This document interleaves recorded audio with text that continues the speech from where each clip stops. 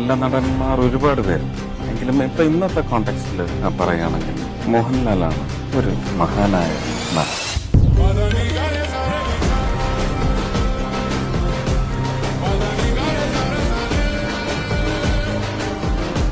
ഒഴിവാക്കുകയായിരുന്നു. മോഹൻലാലിനെ പോലെ ആർക്കും അഭിനയിക്കാൻ പറ്റില്ല.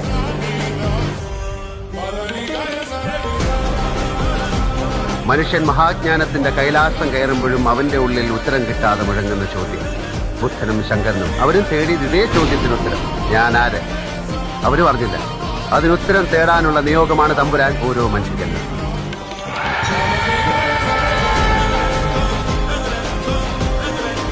മലയാള സിനിമ കണ്ട മഹാനായ നടൻ. ആരുമില്ലാത്തവർക്ക് ഭഗവാൻ തുണയുണ്ടാവും ഏതെങ്കിലും ഒരു രൂപത്തിൽ.